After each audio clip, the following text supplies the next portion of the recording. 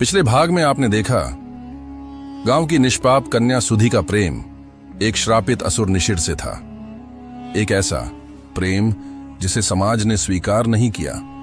गांव वालों ने इसे पाप मानकर निशिर को मार डाला, लेकिन यह उनकी सबसे बड़ी भूल थी। मरने से पहले निशिर ने चेतावनी दी थी, मेरी मृत्यु तुम्हारे अंत की शुरुआत होगी। और फिर हवा ठहर गई, जंगल सिहर उठा और सुधी की आंखों में एक अजीब सा अंधकार छा गया। अब आगे क्या होगा? क्या निशिर सच में मर चुका है या उसकी शक्ति अभी बाकी है? आइए जानते हैं इस रहस्यमयी प्रेम कथा के दूसरे भाग में। उसकी आवाज हवा में गूंज गई और तभी कुछ असंभव हुआ। निशिर का शव धीरे धीरे हवा में उठने लगा। उसके चारों ओर अंधेरे की लपटें उठने लगीं और उसकी बेजान आंखें फिर से खुल गईं। लेकिन अब वे रक्त से भी ज्यादा लाल थीं। गांव के लोग भय से पीछे हटने लगे। यह असंभव है, पुरोहित कांपते हुए बोला। लेकिन सुधी मुस्कुरा रही थी।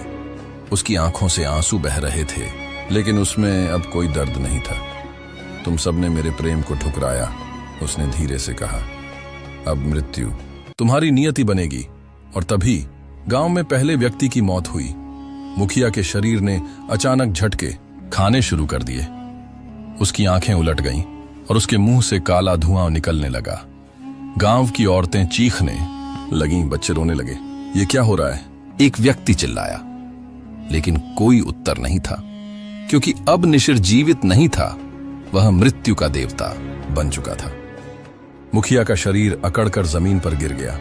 उसकी आंखें सफेद हो चुकी थीं और मुंह से गाढ़ा काला झाग निकल रहा था। गांव के लोग डर से पीछे हट गए। ये क्या हुआ? किसी ने कांपती आवाज में पूछा।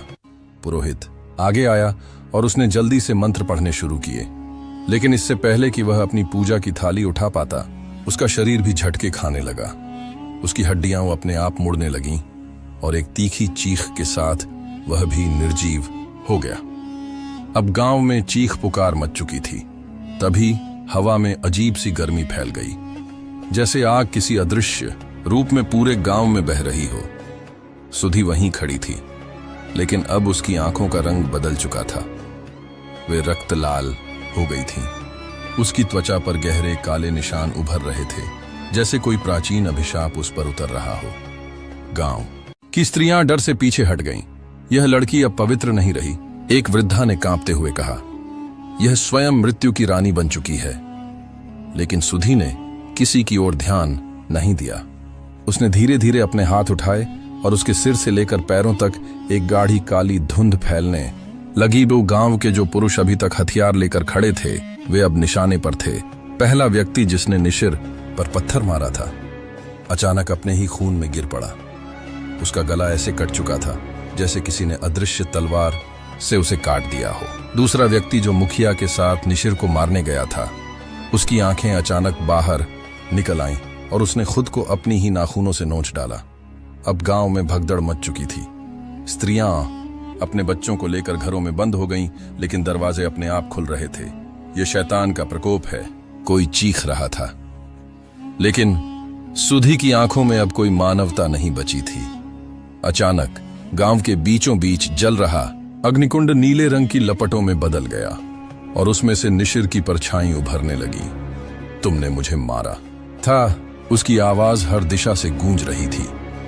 अब मैं तुम्हें मृत्यु से भी बदतर यातना दूंगा। गांव के लोगों ने भागने की कोशिश की, लेकिन जैसे ही वे जंगल की सीमा तक पहुंचे, चारों ओर आग की दीवार खड़ी हो गई। अब कोई भाग नहीं सकता था। सुधी ने धीरे धीरे गांव की औरतों की ओर देखा। वे अब तक भय से कांप रही थीं।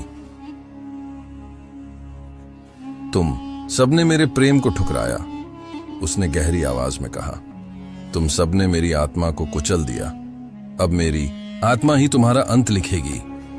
गांव की सबसे बूढ़ी औरत उसके पैरों में गिर पड़ी। हमें माफ कर दो बेटी, हमें माफ कर दो। लेकिन सुधी अब सिर्फ एक लड़की नहीं थी, वह खुद मृत्यु की देवी बन चुकी थी। उसके लंबे बाल अब हवा में उठने लगे। उसके शरीर पर गहरे काले जले हुए निशान फैलने लगे और उसकी हथेलियों से लाल रोशनी की लपटें उठने लगीं। अब क्षमा का कोई स्थान नहीं, उसने धीरे से कहा। गांव की गर्भवती औरतें रोते हुए अपने पेट पकड़ने लगीं। उन्हें महसूस हुआ कि उनके गर्भ में पल रहे बच्चे अजीब तरह से हिलने लगे। और नहीं, यह असंभव है, एक स्त्री चिल्लाई। लेकिन अब यह केवल बदला नहीं था, यह श्राप था। गर्भ में पल रहे शिशु अजीब आकार लेने लगे। कुछ के सिर पर छोटे सींग निकल आए, कुछ की आंखें नीली हो गईं, कुछ के दिलों की धड़कन तेज हो रही थी, जैसे वे किसी और लोग से संबंध रखते हों। अब पूरा गांव एक श्मशान में बदल चुका था। जो लोग अभी तक जीवित थे वे पागलों की तरह रो रहे थे। लेकिन तभी सुधी के पेट में अचानक तेज दर्द उठा। वह लड़खड़ा गई। गांव के अंतिम बचे हुए लोगों ने देखा कि उसका पेट अब फूलने लगा था। यह क्या हो रहा है? लेकिन इससे पहले कि कोई कुछ समझ पाता, सुधी के मुंह से एक चीख निकली। लेकिन वह किसी इंसान की नहीं थी। सुधी का शरीर जमीन पर गिर पड़ा। उसके पेट में असहनीय पीड़ा हो रही थी, जैसे कोई अज्ञात शक्ति उसके भीतर जन्म ले रही हो।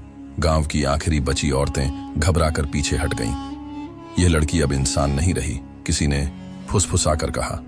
लेकिन इससे पहले कि कोई और कुछ कह पाता, सुधी के मुंह से एक डरावनी चीख निकली।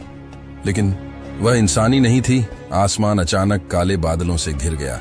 बिजली चमकने लगी। सुधी का पूरा शरीर काले धुएं में लिपट चुका था। तभी गांव की सबसे बुजुर्ग स्त्री कांपते हुए आगे आई। यह वही संतान है जिसका जन्म कभी नहीं होना चाहिए था, वह फुसफुसाई।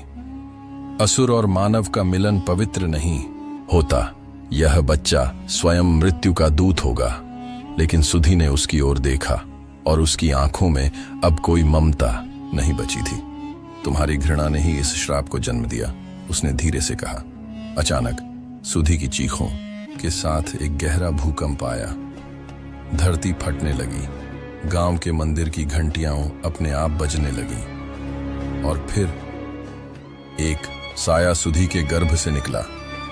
कोई साधारण बच्चा नहीं, बल्कि एक काले चमड़ी वाला, लाल आंखों से चमकता जीव। उसकी छोटी छोटी सींगों जैसी संरचनाएं उसके सिर पर उभर रही थीं। उसकी उंगलियां आम बच्चों की तरह नहीं, बल्कि नुकीले पंजों जैसी थीं। जैसे ही वह जमीन पर गिरा, पूरे गांव में अजीब सन्नाटा छा गया। गांव की औरतें अपनी आंखें बंद करके रोने लगीं। यह मृत्यु का पुत्र है। लेकिन अब भागने का कोई रास्ता नहीं था। बच्चे ने अपनी आंखें खोलीं और उसकी पहली चीख के साथ ही गांव के सारे जीवित लोगों के दिल फट गए। कोई चिल्लाने तक का मौका नहीं मिला। सिर्फ खून बहता गया और लाशें गिरती गईं। अब पूरा गांव शमशान में बदल चुका था। सुधी ने धीरे से अपने पुत्र को उठाया। वह अब भी एक मां थी, लेकिन उसकी ममता किसी इंसानी बच्चे के लिए नहीं, बल्कि एक दानवीय संतान के लिए थी। जैसे ही सूरज उगा, वह गांव अब वहां नहीं था। बस एक विशाल वृक्ष खड़ा था, जिसके नीचे हड्डियों के ढेर बिखरे पड़े थे। कोई नहीं जानता कि सुधी और उसकी संतान कहां गए। कुछ कहते हैं कि वे किसी अन्य गांव की ओर बढ़ गए, एक और श्राप को जन्म देने के लिए।